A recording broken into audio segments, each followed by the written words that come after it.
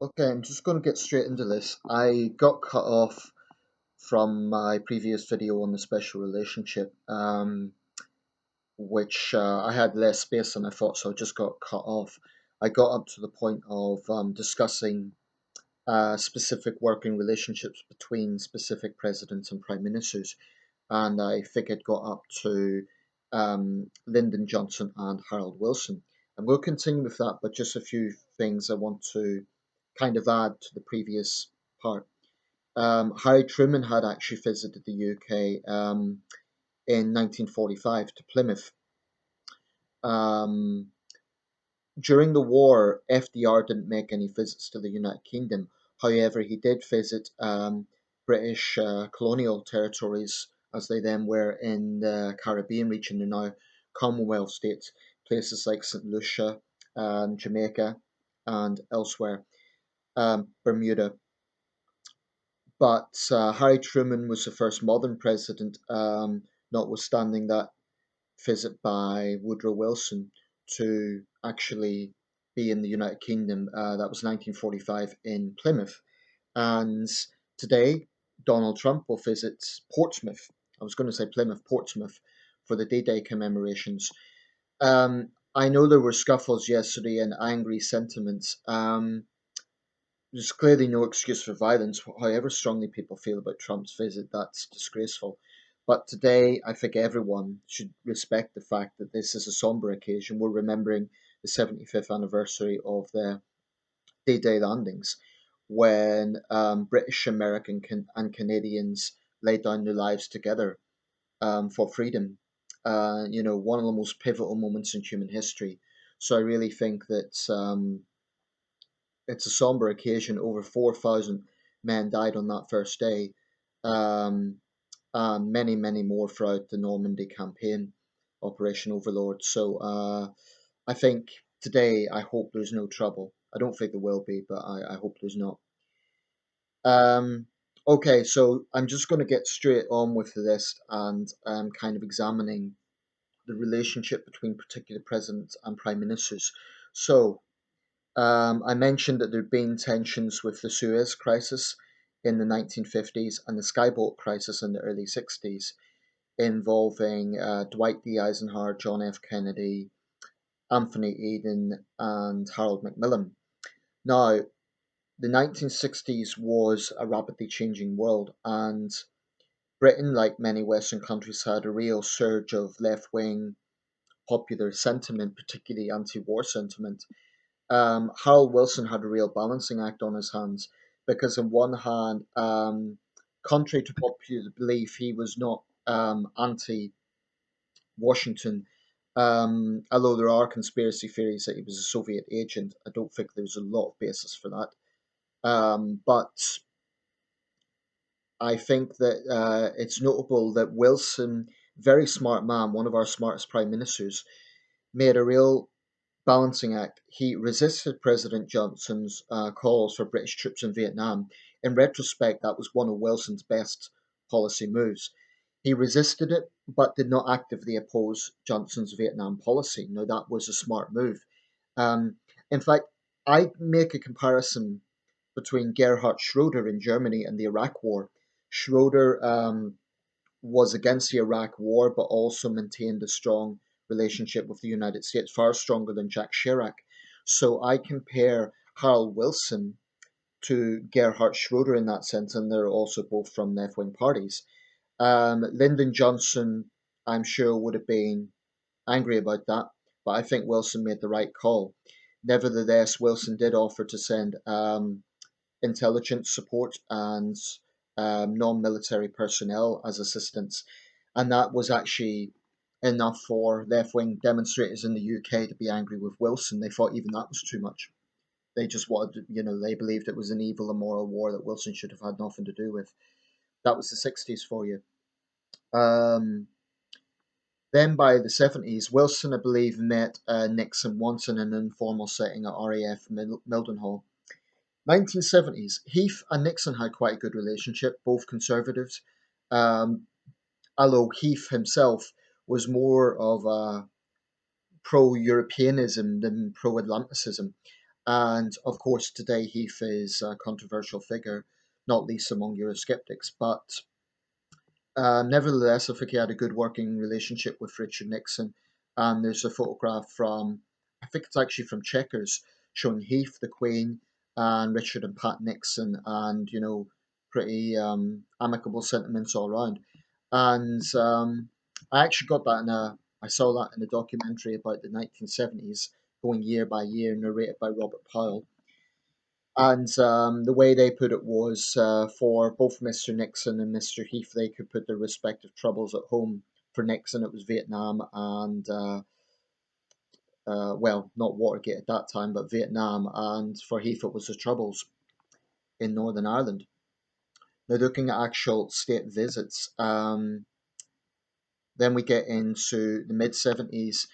Ford was only in office for a short period. I think Harold Wilson did visit him, but it was only a short period. He never made a visit to the UK. Um, every American president in the post war era has visited the UK except for Lyndon Johnson and Gerald Ford. And the Queen has met every president in her reign except for Lyndon Johnson. I'm not sure why that never happened. The Queen didn't make a state visit to the United States at that time, and Johnson didn't come here. So I guess that was the reason. Um, okay, just going forward. Jimmy Carter. Carter made a quite well known visit to the northeast of England. Now, the Wikipedia source states that he was in London, Newcastle, and Sunderland, my city. And I've tried to find some archival footage of that. I knew that he was in Newcastle. He famously said, I'm a Georgian and I'm very happy to be in Geordieland, in my bad accent. Um, and he got a very warm welcome in Newcastle. But I didn't know that he'd actually visited Sunderland. That was also in the context of the third G7 summit, where he met other world leaders. Um, he had a brief working relationship with Margaret Thatcher because their terms slightly overlapped. Carter left office in January 81. Thatcher came into office in May 79. But there was a slightly, let's say, not very close relationship. It was civil, it was working, but it wasn't. They were from different backgrounds. Carter was obviously far more left wing than Thatcher. Um, now, Reagan Thatcher, very famous relationship. I'd say the most significant probably since Churchill and Roosevelt at that point. Um, Reagan and Thatcher famously had a very strong working relationship. They would even flirt with each other at certain points.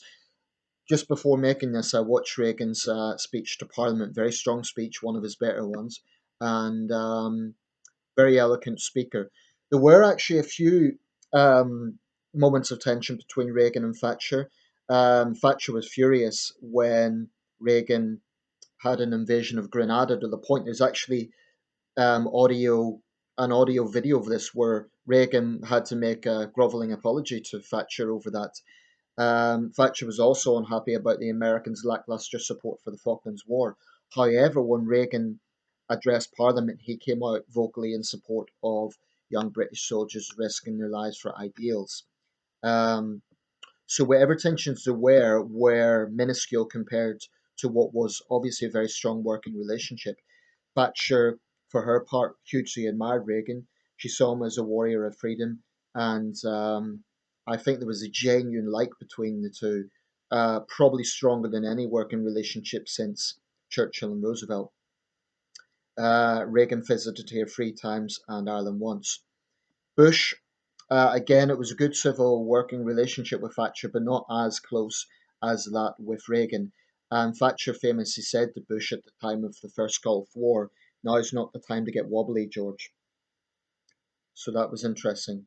I also suspect there may have been some tensions over the Troubles, because I don't think Bush and Reagan done enough to sort of rein in on those Irish American organisations that were funding the IRA, and that was a bit of a sticking point for the UK. Because the British attitude was long before 9/11, this country had been plagued by terrorism, albeit on a much smaller scale. Now, interestingly, the president who has actually visited this country the most, and this is by quite a significant amount, is Bill Clinton. No fewer than 7 trips as president, and he had been here before when he studied at Oxford. Um, those were in different capacities. None of them was a full state visit. One of them was in the context of the G8 summit in Birmingham. Others were to Belfast in the context of the Northern Ireland peace process. Clinton worked really hard for the peace process. And I should mention the Major Clinton relationship. It was a little bit, I compare it to Thatcher and Carter. They came from different political backgrounds. Clinton was a New Democrat, Major was a conservative. It was civil. The two men had a decent working relationship, but I understand the Clinton administration was understandably annoyed that Major had not really hidden his support for Bush during the 1992 American election. I like John Major, but that was not the best move that he made. So that somewhat strained relationships between him and Clinton. But that wasn't a UK US thing. That was purely a personal thing. Clinton and Blair, very strong working relationship. Again, though, with these things, it wasn't without flaws. There was a bit of an ego thing going on there, I think. In fact, this was there was a film made about it, the special relationship. Forget the actor who played Clinton, but Michael Sheen had was in his role as Tony Blair, a role he's done 3 times. Nevertheless, in all the press conferences you see with Clinton and Blair, you can tell that they were almost like twins. They fought in a very similar way. The new Democrat leader, the new Labour leader, a lot of similarities. Both strong leaders, both very successful in elections. Blair was actually asked about this, and he said, "God help anyone who has to go up against Bill Clinton." And he was asked if he ever had to stand against Clinton. Blair was like, "No question about it, Clinton would trounce me." Um, Blair really did make, like Churchill, he really did put a big emphasis on the relationships with America. Um, then we get into the infamous Blair Bush relationship. Now, the origins of this are significant. They came in the context of, well, in fact, the first trip that Bush made to the United Kingdom was before 9/11, July 2001. Let me just get this right. This was, um, doesn't say the occasion, but he visited London Chequers, Halton, and Bryce Norton and met with Queen Elizabeth II. I'm not sure if that was a state visit, but I know that Bush is one of the presidents who did make a full state visit. But after 9/11, Tony Blair realized that we really had a responsibility to back the Americans, at least from a moral point of view. The later war on terror, of course, would prove highly controversial, but in retrospect, I don't think Blair was wrong to reach out in the way that he did. And the interesting thing was, Bush, conservative Republican, Blair, new Labour leader, centrist, they came from very different backgrounds. And in the first press conference, I think Bush quipped that they both shared the same type of toothpaste, which was Colgate. But then, of course, they got a very strong working relationship, too strong for many in Britain. Many felt that it was almost subservient, that Blair was mocked as Bush's poodle here. At the time of the Iraq War, massive anti war demonstration on the 15th of February 2003, much bigger than the two protests that Trump has faced. But that was specifically in the context of the Iraq War, whereas the protests against Trump have been for a variety of reasons. Bush was a hugely controversial figure here. In the context of his 2003 visit, he visited Sedgefield, which is Tony Blair's constituency, not far from here, was Tony Blair's constituency. And there was heavy security and there were protests. I remember that. So Bush visited the UK, I believe, 5 times. Then we get to Obama. Obama also visited the UK 5 times. Obama, like Reagan, addressed Parliament. I think it's fair to say Obama and Cameron had a pretty strong working relationship. Um, wasn't without strains. There was a few question marks raised when Obama said that Germany was what he considered to be his number one partnership. Um, although, as always, Obama was a very eloquent speaker. He made a very strong address to Parliament. There were also eyebrows raised when from Boris Johnson when he said that Obama had a pre pre-existing animosity towards the UK because of his Kenyan heritage and the Mau Mau uprising. I think that was classless, tactless from Boris Johnson to come out with that. Obama was hugely popular in the UK. He generally enjoyed support here, well over 60%, far higher than Trump. But then Obama was popular around the world, even after the NSA scandal. Obama's popularity around the world never really faltered. Um, I think he is one of the most, whatever people think of him in the States, Obama was a genuinely popular leader around the world for most of his presidency. And he visited 5 times. Um, he also met May once. They got on, but it was only a one off meeting. I should say he met Gordon Brown once as well. Again, Brown had a good relationship with both Bush and Obama, but Brown was only in office for just under 3 years, so not really long enough to establish anything like Reagan and Thatcher or Blair and Bush. Then we get to Donald Trump, and I think everything has been said about that that can be said. Donald Trump is Donald Trump. Now, if he wins re-election, he's already visited the UK twice. It's hard to believe that he won't visit again. And that's it, really. That's the analysis I can see of the special relationship. Where do we go from here? I think the special relationship isn't just hot air. I do believe it is a sincere thing. I mean, we have very real connections with America that go beyond politics and go beyond intelligence sharing.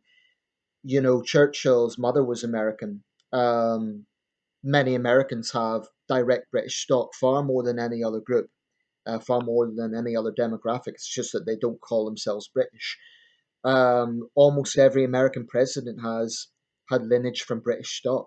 So there is always going to be some strains, and there is unquestionably strains right now. This NHS thing is raising a lot of eyebrows in Britain. We generally have a strong view of the United States and the UK, but we also don't like to feel we're being pushed around by anyone. We are a proud nation. Um, and, I'll always back the British if I feel that we are right. I mean, I'm a patriot. I love my country, but I also love the United States. And I feel in an uncertain world, we need to maintain strong ties to Washington. That doesn't mean that we are subservient. It doesn't mean that we never disagree. I think we should be vocal where we disagree on issues like climate change or other areas. But put it this way, we are far, far more ideologically connected to Washington than we are with the likes of Moscow and Beijing. We can't simply cut off Beijing, but I do think we need to make it clear to the Chinese. I mean, their state mouthpiece said that the British need to show they can be independent. Yeah, I agree. And that means not being bullied around on Huawei. I actually think the Trump administration is right about Huawei, though, and I think the May administration has been very naive on this. I hope the next prime minister takes a tougher line on that. To be fair to May, though, she has been tough on Russia, so that is clear to see. Trump's press conference with May yesterday, was again absolutely Trumpian. He turned directly to Jeremy Hunt and said, "Would Michael be a good leader?" I mean, talk about breaching protocol. It's convention that you don't interfere in leadership contests. But Trump will be Donald Trump. So that's that. Um, yeah, I mean, I love America. I do believe in the special relationship. That doesn't mean that I'm, going to shy away from criticism when I think it's due. And I'll leave it there.